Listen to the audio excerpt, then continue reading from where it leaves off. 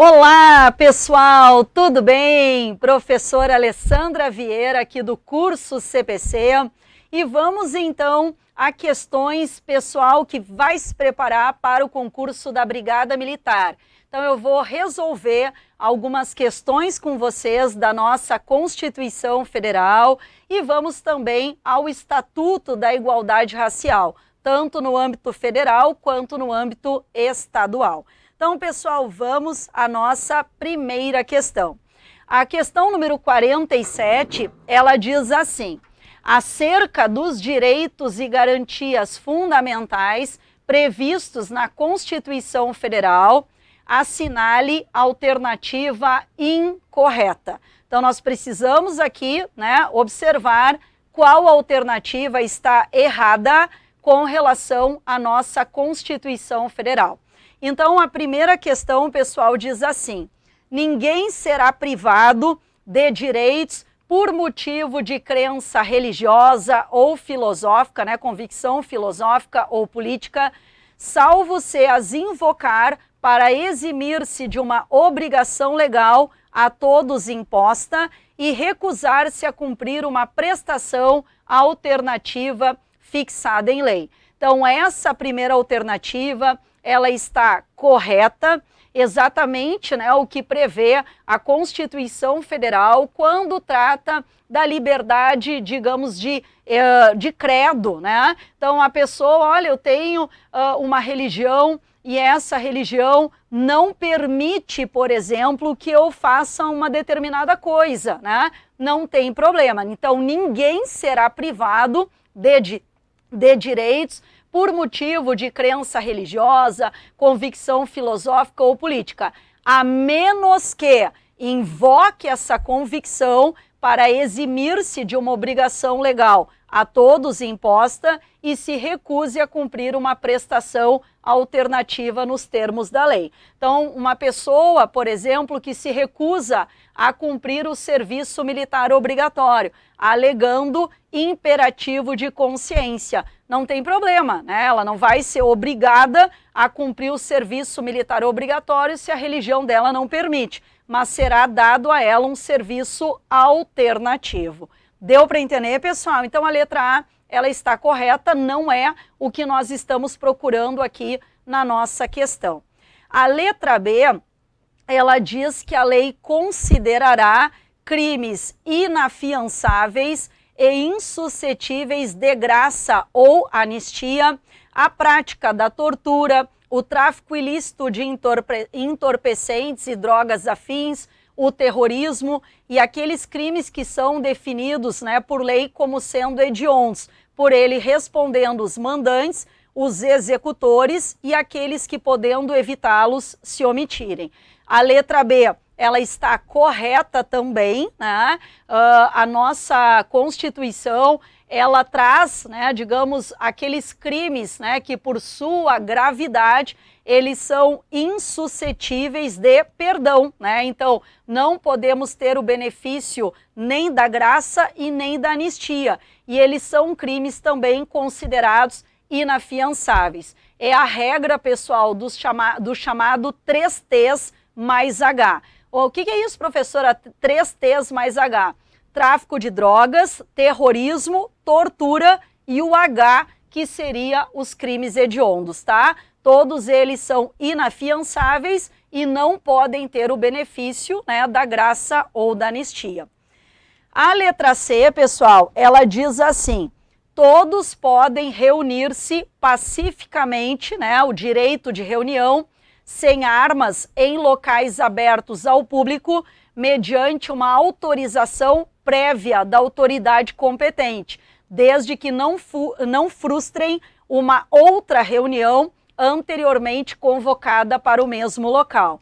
Essa letra C, pessoal, ela está errada, porque o direito de reunião, que é uma consequência da liberdade de expressão, não está condicionado a uma autorização. A nossa Constituição, ela diz que tem que ter uma comunicação e não uma autorização. Eu tenho que comunicar à autoridade competente que essa reunião acontecerá num determinado dia, num determinado local. Mas isso não significa pedir autorização. Então, a Constituição diz que tem que ter uma prévia comunicação e não uma prévia autorização, tá? Então, a letra C é a resposta da questão, está errada. A letra D diz que qualquer cidadão é parte legítima para propor ação popular que vise anular um ato lesivo ao patrimônio público ou entidade da qual o Estado participa, a moralidade administrativa, o meio ambiente, patrimônio histórico, cultural, ficando o autor, salvo comprovada má-fé, isento das custas judiciais e o ônus da sucumbência. A letra B está correta, né? Ação popular, que é uma ação constitucional, um remédio constitucional, né? Só pode ser proposta por pessoas que são consideradas cidadãs. Significa dizer que estão no gozo dos seus direitos políticos. Não pode ação popular ser proposta, né, por um estrangeiro, não pode ser proposta por Ministério Público, porque ela é uma ação própria de quem é considerado cidadãos, beleza? E a letra E diz que os tratados e convenções internacionais sobre direitos humanos que forem aprovados em cada casa do Congresso Nacional em 2 turnos, por 3/5 dos votos dos respectivos membros, são equivalentes a uma emenda constitucional. Então, todo tratado internacional do qual o Brasil é signatário, tá? E que versa sobre direitos humanos, então não é qualquer tratado, é que tenha por matéria os direitos humanos. E se esse tratado ele for votado nas 2 casas do Congresso em 2 turnos por maioria qualificada, ele tem valor no Brasil de emenda constitucional. Então, a questão número 47, a alternativa errada é a nossa letra C, tá? Vamos à questão número 48, que é uma questão sobre a Constituição Estadual. Então, o artigo 48, ele diz assim: conforme a Constituição Estadual, a soberania popular, o poder do povo, será exercida através do sufrágio universal e pelo voto direto e secreto, com valor igual para todos e nos termos da lei, mediante plebiscito, referendo e a iniciativa popular. Está correto, né, pessoal? Na verdade, esse tópico da Constituição do Estado do Rio Grande do Sul é igual à nossa Constituição Federal. Então, o poder que o povo tem, ele não é exteriorizado somente, né, através do voto, mas também através das chamadas consultas populares, o plebiscito, o referendo e a iniciativa popular. Então, as 3 alternativas estão corretas e, portanto, é a letra E. Professora, o que é o plebiscito? O plebiscito é uma consulta que acontece antes da aprovação de um projeto de lei. Então, nós temos um projeto de lei que está tramitando no Congresso e ele é um projeto de lei polêmico. O Congresso Nacional, ele pode solicitar, né, uma consulta popular prévia, né? Vamos ver a opinião da população, né? Vamos observar o que a população acha a respeito desse projeto. Então, é uma consulta anterior à, digamos, né, votação do projeto de lei. No referendo, a consulta é posterior. A lei ela já foi aprovada, mas é uma lei polêmica e o Congresso Nacional deseja, né, observar se a população ratifica, concorda com aquela lei ou é contra aquela lei que foi aprovada. Isso a gente sabe, pessoal, que praticamente não temos referendo no Brasil. O único referendo que nós tivemos, né, foi há anos atrás sobre o Estatuto do Desarmamento, tá? Então, o referendo é uma consulta popular posterior à aprovação de uma lei. E a iniciativa popular é a capacidade do povo de dar início a um projeto de lei, né? Então nós precisamos ter aqui um número de eleitores assinando ali uma lista, né? Pedindo que um determinado assunto seja discutido no Congresso Nacional, tá? Então é a competência do povo de dar início a um projeto de lei. Deu para entender, pessoal? Ficou claro? Beleza. Então a questão número 48, ela tem como gabarito correto a letra E. Nós vamos agora a uma questão sobre o Estatuto, né, o Estatuto da Igualdade Racial. Então, que é a próxima questão. A questão número 49, ela diz assim: de acordo com a Lei 12.288 de 2010, o Estatuto da Igualdade Racial, no que tange à educação, analise os itens abaixo, certo? Então vamos dar uma olhadinha no que diz a primeira afirmação.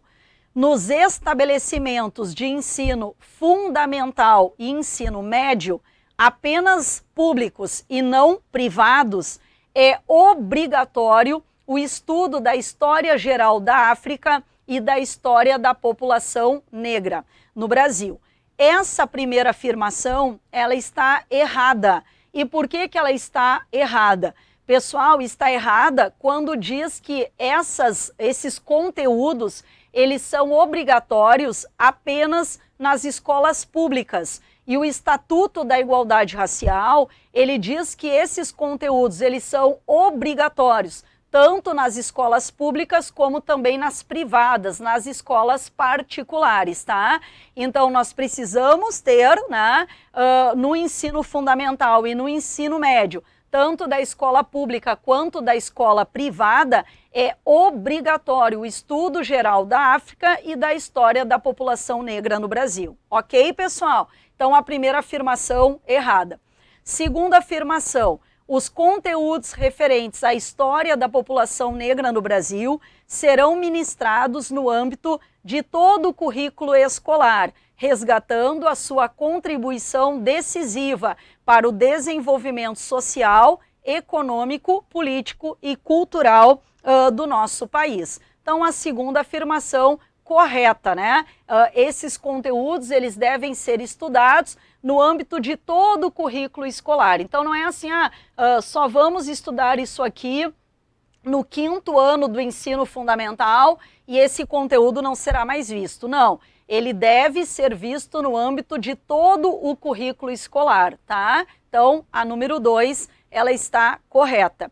E a número 3, ela diz que nas datas comemorativas de caráter cívico, os órgãos responsáveis pela educação incentivarão a participação de intelectuais e representantes do movimento negro para debater com os estudantes as suas vivências relativas ao tema em comemoração, tá? Então, a terceira afirmação, ela está correta, isso está previsto no Estatuto da Igualdade Racial.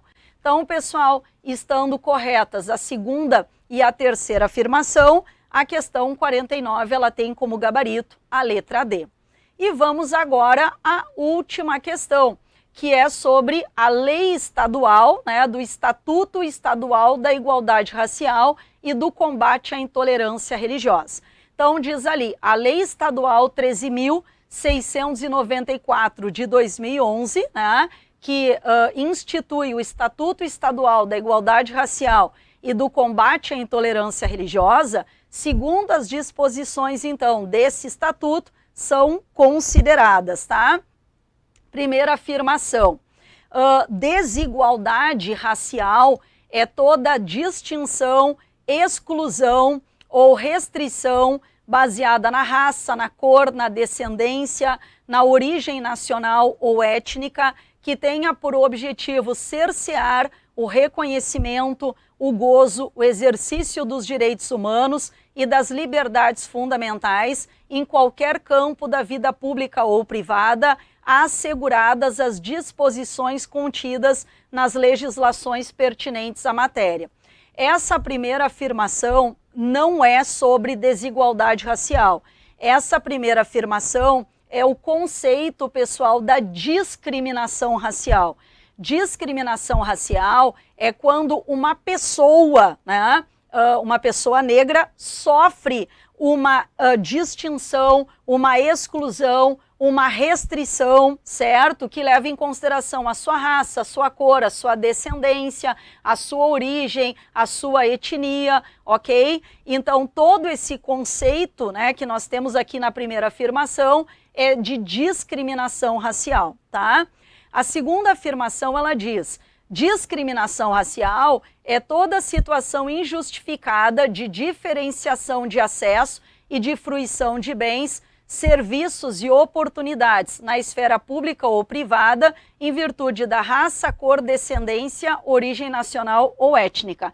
Toda essa segunda afirmação é o conceito da desigualdade racial. Então, a desigualdade racial é quando a gente está olhando a sociedade, né? Por que a maioria da nossa população brasileira é uma maioria, né, digamos, formada por negros e pardos, e por que a grande maioria desse segmento da nossa população não tem um acesso igualitário a, por exemplo, bens, serviços e oportunidades? Porque nós temos um país que nós temos uma desigualdade racial. Então, essa primeira afirmação e a segunda, elas estão trocadas os conceitos, tá? Por isso que estão errados. E a terceira afirmação diz assim: as ações afirmativas, né, são programas e medidas especiais adotados pelo Estado e pela iniciativa privada para a correção das desigualdades raciais e para a promoção de igualdades de oportunidades. A terceira afirmação está correta e a gente tem que cuidar porque a gente acha que as ações afirmativas são ações tomadas apenas pelo Estado. Não, são tomadas pelo Estado, mas podem ser tomadas também pela iniciativa privada. Então, a terceira afirmação, ela está correta. Como a terceira afirmação ela está correta, o gabarito é a letra A. Ok? Terminamos então aqui a correção, né, das nossas questões de Constituição Federal, Estadual, o nosso Estatuto da Igualdade Racial no âmbito federal e estadual, né, e concluímos então. Certo, pessoal? Espero que vocês tenham gabaritado aí todas as questões. Um grande beijo para vocês e até a próxima.